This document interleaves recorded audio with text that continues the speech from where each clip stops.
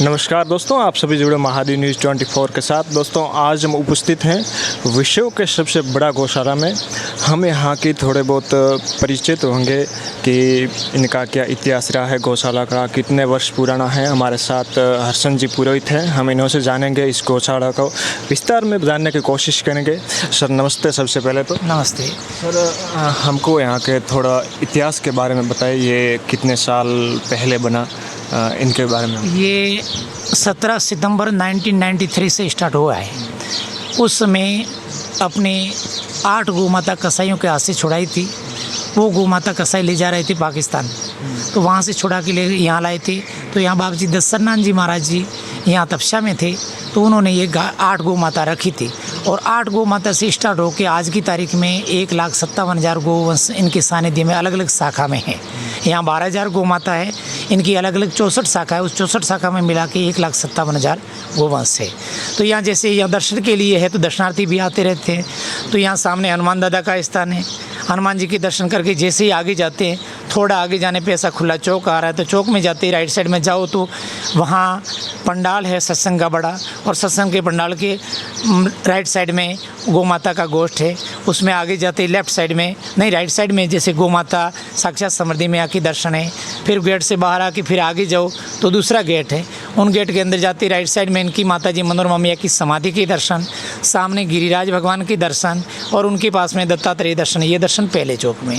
ये दर्शन करके वापस चौक में आ जाओ गाड़ी के पास, जहाँ गाड़ी खड़ी उनके सामने पुरानी डेयरी जो अभी भोजनालय बनाया हुआ, उनकी लेफ्ट साइड से रास्ता आगे जा रहा है। करीबन आधा किलोमीटर तक जाओगे तब तक तो राइट साइड में खूब गोमाता के दर्शन। फिर आगे जाते राइट साइड में एक रास्ता जा रहा, वहाँ नहीं जाना आपको, सीधा आगे जाना। थोड़ा आगे जाते राइट साइड में गोदानेश्वर महादेव भगवान शिव जी का मंदिर है, तो वहाँ शिव जी के दर्शन है। शिव जी के जस्ट राइट साइड में देखोगे तो पास में गेट दिखेगा। गेट के अंदर जाओगे तो बड़ा सरोवर है, कामधेनु सरोवर। वो सरोवर कोटि तीर्थ के समान है, क्योंकि बड़े बाबा जी 2 साल प्रवास में बाहर थे, कलश यात्रा निकाली थी। भारत की ऐसी कोई पवित्र नदी बाकी नहीं छोड़ी कि जहाँ से जल न लाया हो। सारे तीर्थों का जल ला की विधि सहित उन्होंने विराजमान किया, तो उनका दर्शन ही कोटि तीर्थ के समान दर्शन करना है।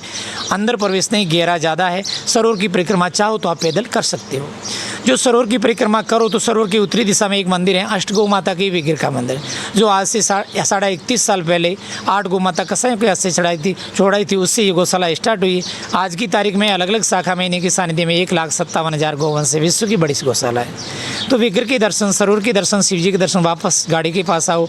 आगे परिक्रमा जारी का बोर्ड है, आगे पूरी 2 किलोमीटर परिक्रमा घूम के ये सामने चारागाह बड़ा दिख रहा है, इनके पीछे आना है। 2 किलोमीटर में दोनों साइड में गोमाता के दर्शन है। इनके पीछे आते लेफ्ट साइड में धन्वंतरी विभाग है। उसमें जो गोमाता बाहर से गोमाता आ रहे हैं, बीमार गोमाता, जैसे एक्सीडेंटली गोमाता, रोगग्रस्त गोमाता, ढोड़ात गोमाता, उन गोमाता के लिए विशेष सुविधाएं, लैब भी है, ऑपरेशन थिएटर भी है, डॉक्टर भी सेवा दे रहे हैं। वहाँ से दर्शन करके आओ। होती परिक्रमा पूरी 3 किलोमीटर की परिक्रमा है, प्रधान गोमाता के दर्शन। ये दर्शन है। इनके अलावा एक जानकारी भी कह देते कि यहाँ एक कामधेनु शक्तिपीठ का मंदिर है, जो आखा भारत में एक ही गिना जाता है। वो हर महीने की शुक्ला अष्टमी के दिन खुलता है। उस दिन क्या है, सरोवर के किनारे 3 बड़े कुंड है। सरोवर का पवित्र जल सप्तमी के दिन उन कुंड में भरा जाता है, और अष्टमी के दिन उनमें स्नान होता है। पुरुषों के लिए, स्त्रियों के लिए, संतों के लिए 3 अलग हैं।